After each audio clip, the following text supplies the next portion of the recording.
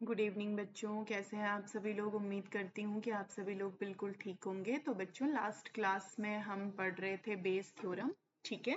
उसका एक क्वेश्चन भी हमने कर लिया था। अब हम आगे बढ़ते हैं और एक और क्वेश्चन करते हैं जो कि हमारा जेई मेंस 2022 में आया हुआ है बच्चों। तो क्वेश्चन हमसे क्या कह रहा है, अ bag 1 contains 3 red 4 black and 3 white balls. Okay, यानी कि जो बैग 1 है वो क्या बॉल कंटेन कर रहा है बच्चों, 3 रेड कलर की बॉल है, 4 ब्लैक कलर की बॉल है और साथ ही 3 क्या है, व्हाइट कलर की बॉल है। ठीक हो गया। जो बैग सेकंड है वो क्या कंटेन कर रहा है बच्चों, अगर आप देखेंगे 2 रेड कलर की बॉल, 5 ब्लैक कलर की बॉल और 2 व्हाइट कलर की बॉल। तो ये मेरा रहा बैग 1 और ये कितना है बच्चों, बैग 2। ठीक है। आइए, one ball is transferred from bag 1 to the bag second, यानी कि एक बॉल हमने बैग 1 से निकाली और बैग 2 में डाल दी। ठीक है। अगला क्या बोल रहा है, bag 2 and then a ball is drawn from bag 2, और बैग 2 से वो बॉल निकाल ली। ठीक है। The ball is so drawn is found to be black in colour, यानी कि ए हमें पता चल चुका है। ए हमें क्या गिवन है बच्चों, ब्लैक बॉल is drawn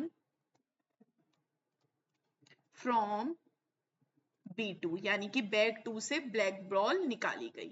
अब इवन क्या गिवन है वो देखिए, then the probability that is transferred ball is red. हमें ये पता चल चुका है कि जो हमने बैग 1 से बॉल ली थी वो किस कलर की थी बच्चों, रेड कलर की। उसी की प्रोबेबिलिटी हमने बतानी है, यानी कि red ball is drawn from bag 1 और E2 क्या बनेगा बच्चों, ब्लैक बॉल। अगली जो भी ब्लैक बची हुई है वो सारी लिख दोगे, black ball is drawn from B1। अगला E3 क्या बनेगा, ब्लैक बॉल, सॉरी ब्लैक हो चुका है, white, white ball is drawn from B1। ठीक है बच्चों, क्लियर है, इतना समझ में आ रहा है। बस तो जैसे ही हमने ये कंडीशन लिखी, फॉर्मूला हमें पता है बच्चों। फॉर्मूला कैसे लिखा हुआ है, लास्ट क्वेश्चन में हमने किया था, प्रोबेबिलिटी ऑफ इवन गिवन ए। अभी ए गिवन है हमें, ठीक है। तो ये कैसे बनेगा, प्रोबेबिलिटी ऑफ इवन इनटू कितना आ जाएगा, प्रोबेबिलिटी ऑफ ए अकर्ड कितना आ जाएगा, इवन। ठीक है बच्चों, प्रोबेबिलिटी ऑफ कितना आ जाएगा, ए अकर्ड इवन। सॉरी, यहाँ पे मैंने ये गलत लिख दिया, इधर क्या बनेगा, E1 अपॉन में A। ये बन जाएगा E1 के साथ क्या बन जाएगा बच्चों, A बनेगा। ठीक है। तो सिमिलरली अगले सारे टर्म लिख दीजिए, E1 E2 से जो भी रिलेटेड हैं, E1 आएगा plus probability of E2 into probability of A given E2 बनेगा, प्लस प्रोबेबिलिटी ऑफ कितना आएगा, E3 into probability of A given कितना आ जाएगा, E3 आ जाएगा। बस वैल्यूज रखते लिखिए। प्रोबेबिलिटी ऑफ E1, E1 क्या है, red ball is drawn from B1। ठीक है, red ball is drawn from B1, यानी कि रेड बॉल कितनी है, 3 है। तो 3 अपॉन में टोटल कितनी है, 4 3 4 और 6 ऐड करेंगे तो 10 बनेगी। ठीक है। अब आता है A गिवन E1। ए क्या है, black ball is drawn from B2। यहां से आपने क्या निकाली, रेड बॉल निकाली, तो ब्लैक तो कितनी है हमारे पास, 5 है B2 में। 5 बाई कितना बन जाएगा, 10 बन जाएगा। ठीक है बच्चों, क्योंकि रेड बॉल यहां से एक ट्रांसफर करोगे तो एक रेड बॉल ऐड हो जाएगी, तो 3 रेड बन गई, 5 ये आ गई, 5 6 7 8 9 10, तो टोटल कितनी बनेंगी, 10 बनेंगी। इस पे ध्यान दीजिएगा। ठीक है। तो पहला वाला तो सेम बन गया, 3/10 इंटू 5/10, प्लस करेंगे प्रोबेबिलिटी ऑफ E2। देखिए अब क्या है, E2 black ball, black ball निकालने की प्रोबेबिलिटी कितनी है, 4/10, 4/10 आ गया। अब यहां ध्यान दीजिएगा, ए गिवन E2, ए ब्लैक बॉल निकालने की है और ये क्या है, E2 क्या है, black ball is drawn from B1। तो ब्लैक बॉल यहां से निकाली तो यहाँ ऐड हो गई, कितनी आ गई, 6 आ गई, और ए कंडीशन किस पे लगानी है, ए पे। तो इसका मतलब 6 बाई कितनी बन जाएंगी, 10 बन जाएंगी। Plus probability of E3, E3 क्या है, व्हाइट बॉल, व्हाइट बॉल की कितनी है, 3 बाई कितना है बच्चों, टोटल कितनी है, 10 इनटू, अब देखिए व्हाइट बॉल यहाँ से आपने निकाली, व्हाइट बॉल निकालेंगे तो व्हाइट से तो कोई फर्क पड़ने वाला नहीं है, हमें black ball drawn from B2 बतानी है, तो वो कितनी होंगी 5/10 ही होंगी। तो बच्चों अगर आप सॉल्व करेंगे तो 10 तो एलसीएम लेने से कट जाएगा, ऊपर आ जाएगा 15, नीचे आएगा 15 प्लस 24 प्लस कितना आ जाएगा 15 इज इक्वल टू, ऐड करेंगे तो ये बन गया 15 30 plus 24 is equal to 15/54 which is equals to 5/18। ये हमारा क्या बन जाएगा, आंसर बन जाएगा। तो बच्चों देखिए सिंपल सा क्वेश्चन हमारा आया हुआ है, बस हमें कंसेप्ट पता होने चाहिए और हम इजीली जेईई मेंस 2022 का क्वेश्चन क्या कर पाएंगे, सॉल्व कर पाएंगे। ठीक है बच्चों, चलिए आगे बढ़ें। ओके अब हम बढ़ते हैं अपने नेक्स्ट टॉपिक की तरफ, जो कि है हमारा random variable and it's probability distribution. तो बच्चों रैंडम वेरिएबल अगर आप देखेंगे तो सिंपली मैं ऐसे समझाना चाहूंगी, सपोज x कोई हमारा वैसे वेरिएबल बोला जाता है but it is counted as function. Suppose x कोई एक ऐसा फंक्शन है जिसके एलिमेंट जो हैं, जो जिसका इनपुट जो है वो क्या है बच्चों, एलिमेंट हैं सैंपल स्पेस के, और जिसका आउटपुट है वो कैसा है बच्चों, कोई रियल नंबर है। अगर ऐसा कोई वेरिएबल, ऐसा कोई फंक्शन जिसका इनपुट क्या हो, एलिमेंट हो सैंपल स्पेस के और आउटपुट कैसा हो बच्चों, रियल नंबर हो, तो हम उसे क्या बोलते हैं, रैंडम वेरिएबल बोलते हैं। ठीक है बच्चों, समझ में आ रहा है। तो वही लिखा गया डेफिनेशन भी अगर आप देखेंगे तो let S be a sample space associated with the given experiment, the real valued function X whose domain is S is called the random variable.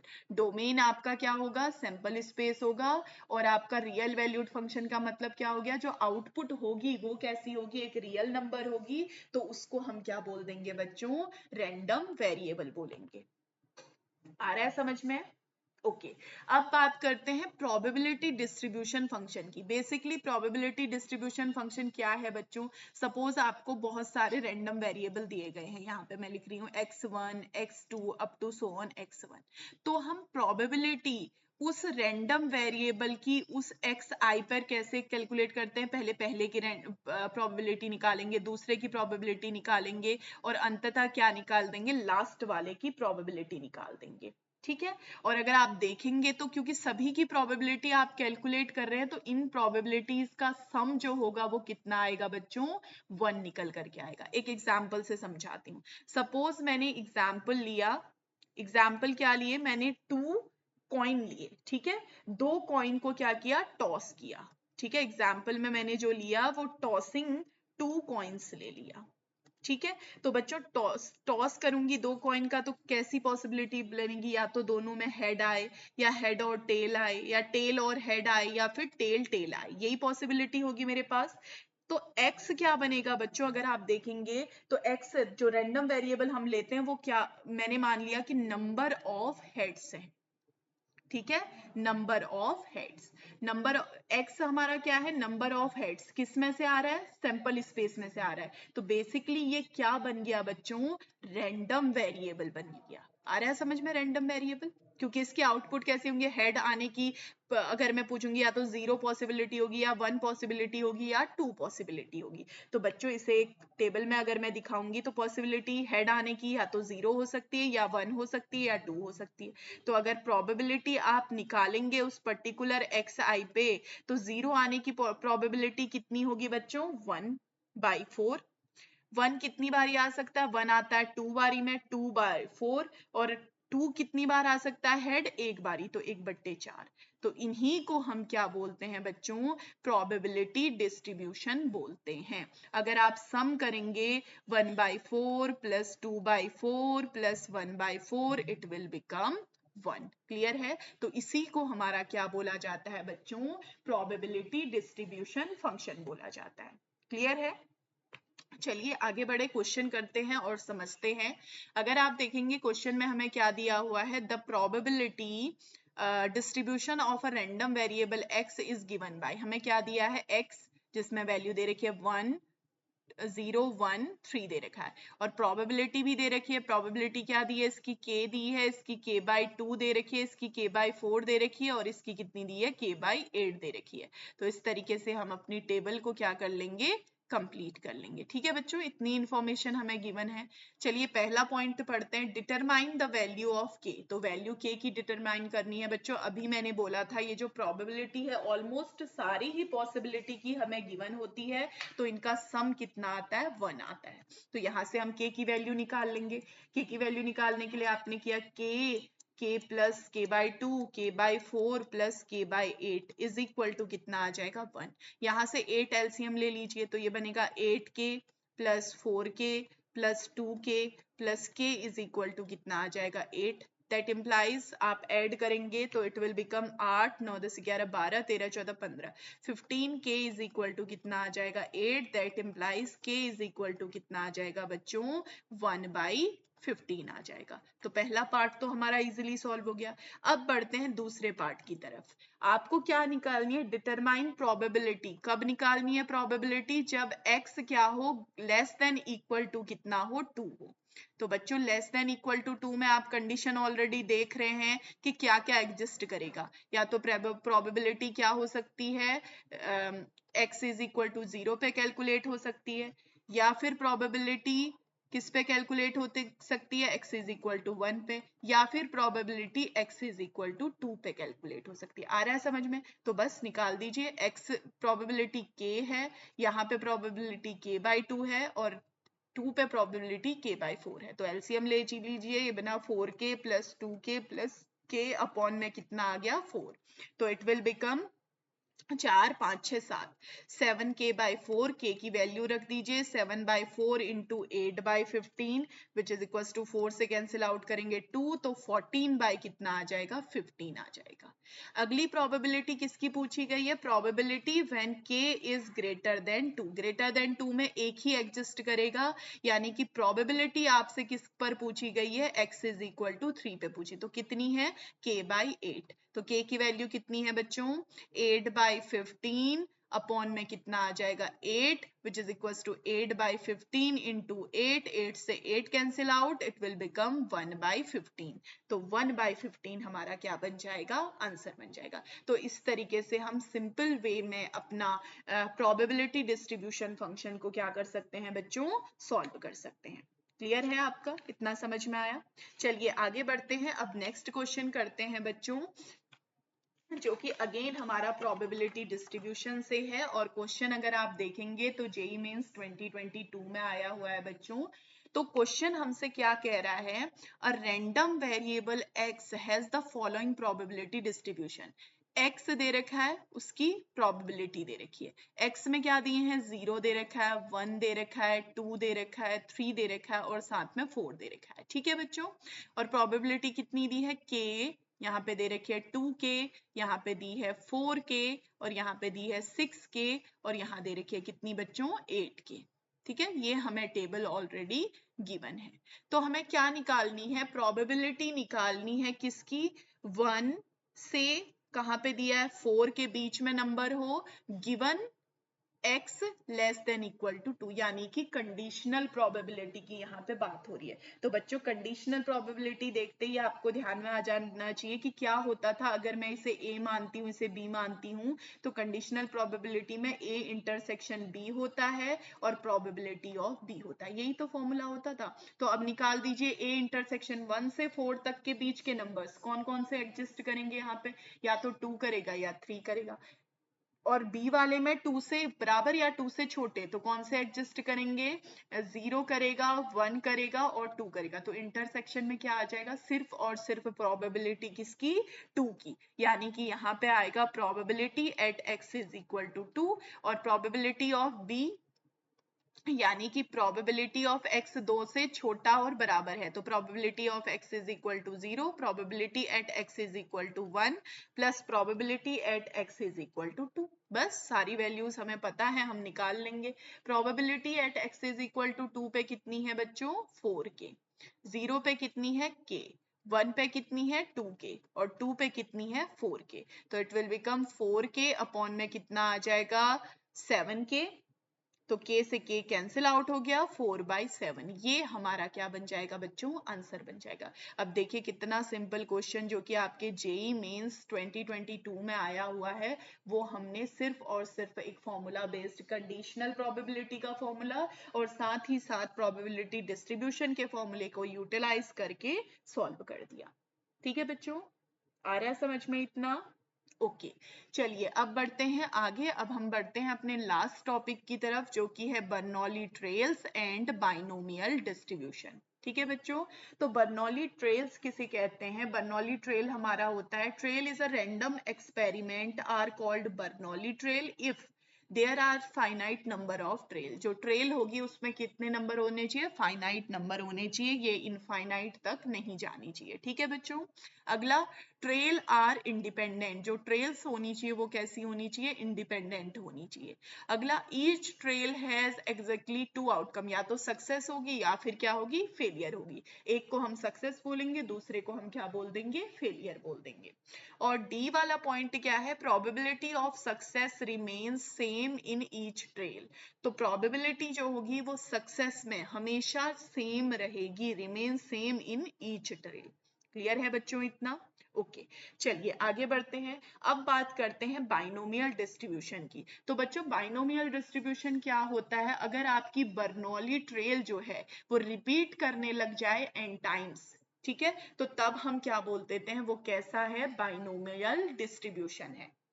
Formula भी आपको नीचे लिखा हुआ है, जहां पे r अगर आपकी सक्सेस है तो n में से r माइनस कर दीजिए, वो कितना आ जाएगा? फेलियर आ जाएगा, क्योंकि n टाइम अगर हो रहा है। समझ में आ रहा है? सक्सेस की पावर r है तो फेलियर की पावर कितनी होगी? जितने टाइम्स आपको रिपीटेशन दे रखा है उसकी पावर में उसे माइनस कर देंगे। तो फॉर्मूला ऐसे ही लिखा गया है, पी एक्स कोई रैंडम वेरिएबल है एट आर पे, तो ये बनता है एन सी आर सक्सेस की पावर r इंटू फेलियर की पावर, जितने टाइम से रिपीट हो रहा है उतने में से फेलियर को क्या कर देंगे?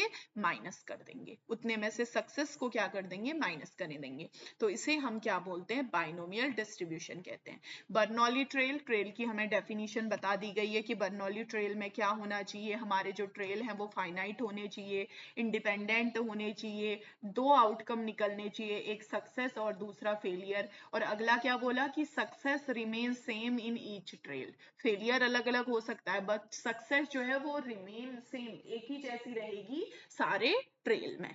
ठीक है, तो यहाँ पे अब बाइनोमियल डिस्ट्रीब्यूशन में वही कहा, अगर हमारी बर्नौली ट्रेल रिपीट होती है n टाइम्स तो हम क्या करेंगे? हमारा क्या बनेगा? सक्सेस की power r, the probability of getting r, the probability of getting r मतलब सक्सेस की पावर r करेंगे और उसमें से फेलियर को जितने टाइम रिपीट हो रहा है लिख देंगे माइनस करके। ठीक है बच्चों, क्लियर है? चलिए क्वेश्चन करते हैं और उससे समझते हैं बच्चों। A drunkard takes a step forward or backward with forward की प्रोबेबिलिटी आपको दे रखी है, प्रोबेबिलिटी ऑफ फॉरवर्ड की दे रखी है 3/5 और प्रोबेबिलिटी ऑफ बैकवर्ड की कितनी दे रखी है? 2/5 दे रखी है। Then what is the probability that after 3 step, कितने स्टेप लेने हैं? 3 स्टेप। पहला क्या पूछा गया है? he is a one step ahead of initial position. ठीक है, he is a one step ahead of initial position. तो वन स्टेप अहेड कब होगा? वो जब वो दो क्या लेगा? फॉरवर्ड लेगा और एक कैसा स्टेप लेगा बच्चों? बैकवर्ड लेगा। आ रहा है समझ में? तो बस अब इसमें आपने क्या लगा देना है? बाइनोमियल डिस्ट्रीब्यूशन लगा देना है। बाइनोमियल डिस्ट्रीब्यूशन के लिए 3 स्टेप लेने थे, उसमें से 2 कैसे हैं बच्चों? फॉरवर्ड है, यानी कि प्रोबेबिलिटी ऑफ फॉरवर्ड का होल स्क्वायर, और 1 कैसा है? आपका बैकवर्ड है। आ रहा है समझ में? ठीक है, क्लियर है? 3 - 2 भी करेंगे तो वैल्यू कितनी आएगी? यहाँ पे 1 आएगी। तो बस सॉल्व कर देंगे बच्चों। 3c2 कितना होता है? 3 फैक्टोरियल अपॉन 2 फैक्टोरियल, नीचे आ गया 1 फैक्टोरियल। प्रोबेबिलिटी ऑफ फॉरवर्ड की कितनी दे रखी है? 3/5 का होल स्क्वायर प्लस 2/5 का कितना बन जाएगा? 2/5 ओनली। ठीक है, विच इज इक्वल टू कितना? सॉरी इनटू, यहाँ पे मैंने गलत कर दिया, इट विल बिकम इनटू, अगर फॉर्मूले में इनटू है। ठीक है, तो यहाँ पे क्या कर दीजिएगा, इसे करेक्ट कर लेते हैं, यहाँ पे आएगा इनटू। यहाँ पे आ जाएगा इनटू, तो करेंगे तो ये बनेगा 3, 2 से 2 3 आ जाएगा, ये बनेगा 9/25 और ये बनेगा 2/5 बन जाएगा। तो बेसिकली ये हमारा कितना बन रहा है बच्चों, अगर आप देखेंगे तो 125 तो नीचे आ जाएगा, 9 6 जा कितना बनेगा 54 अपॉन में 125, ये हमारा क्या आ जाएगा, आंसर आ जाएगा पहली वाली कंडीशन का। क्योंकि 1 स्टेप अहेड कब होगा वो इनिशियल पोजीशन में, पहले 2 फॉरवर्ड जाए और 1 बैकवर्ड जाए, यही एकमात्र कंडीशन हो सकती है। ओके अब बारी आती है सेकेंड वाली कंडीशन की। क्या पूछा गया सेकेंड कंडीशन में, he is 1 step away from the initial position, तो वो आगे भी अब जा सकता है और पीछे भी जा सकता है। 1 स्टेप अवे, अहेड नहीं बोला गया, अहेड मतलब आगे की तरफ, अवे मीन्स आगे भी बढ़ सकता है पीछे भी बढ़ सकता है। इसका मतलब इसमें 2 कंडीशन आएंगी, जब 2 फॉरवर्ड चलेगा एंड 1 बैकवर्ड चलेगा, या फिर क्या होगा 2 बैकवर्ड चलेगा और 1 क्या चलेगा, फॉरवर्ड चलेगा। तो बच्चों इससे तो हम आंसर बता चुके हैं, इस वाली कंडीशन को ले लेते हैं। कितने स्टेप आपने लेने हैं, 3 स्टेप लेने हैं, उसमें से आपने क्या बोला बच्चों, 3 स्टेप में से 1 आपका क्या चलेगा, बैकवर्ड चलेगा, 2 आपके क्या चलेगा, बैकवर्ड चलेगा। 2 बैकवर्ड का मतलब क्या हो गया, P ऑफ B का square into P of forward, 1 कितना चलेगा, फॉरवर्ड, तो ये कितना बनेगा 3 फैक्टोरियल 2 फैक्टोरियल इंटू 1 फैक्टोरियल, और यहाँ पे PB की कितनी दे रखी थी 2/5 का होल स्क्वायर इंटू कितना आ जाएगा 3/5। तो ये एक्चुअली में कितना आया 3 इंटू 4/25 इंटू 3 बाई कितना आ जाएगा 5, विच बिकम 6 4 जा 36 एंड 125। तो ये हमारा क्या बन जाएगा बच्चों, आंसर निकल करके आ जाएगा। समझ में आ रहा है, तो ये सारी चीजों को समझना है बच्चों। He is 1 step ahead, ahead में एक ही कंडीशन बनेगी क्योंकि वो आगे की तरफ जा रहा है, अवे में पीछे भी जा सकता है आगे भी जा सकता है, तो 2 कंडीशन बनेंगी। पहली कंडीशन मैंने क्यों नहीं लिखी, क्योंकि ऑलरेडी उसका आंसर यहाँ पे गिवन है, और दूसरी कंडीशन का आंसर यहाँ पे कैलकुलेट कर लिया गया है। ठीक है बच्चों, क्लियर है, समझ में आ रहा है इतना? ओके चलिए अब बढ़ते हैं अगले क्वेश्चन की तरफ। अगर आप देखेंगे तो नेक्स्ट क्वेश्चन में क्या दिया हुआ है, the least number of times a fair coin must be tossed so that the probability of getting at least one head is at least 0.8 is. तो प्रोबेबिलिटी दे रखी है एटलीस्ट गिवन हेड, ठीक है, कंडीशनल प्रोबेबिलिटी ग्रेटर कितनी दे रखी है 0.8, एटलीस्ट लगा रखा है तो ग्रेटर इक्वल कितनी होगी 0.8। तो हेड ना आने की, हेड आने की तो मिल गई आपको, हेड ना आने की कैसे निकालेंगे, 1 माइनस प्रोबेबिलिटी नो हेड, जब कोई भी हेड नहीं आएगा तो इट विल ग्रेटर इक्वल 0.8। ठीक है बच्चों, तो यहाँ पे लगा दीजिए, जब कोई भी हेड नहीं होगा तो कैसे निकालेंगे, NC0, प्रोबेबिलिटी ऑफ हेड की पावर कितना आ जाएगा 0, एंड प्रोबेबिलिटी ऑफ टी की पावर कितनी, टेल कितनी बार भी हो सकता है, की पावर कितना आ जाएगा n, ग्रेटर इक्वल कितना बनेगा 0.8।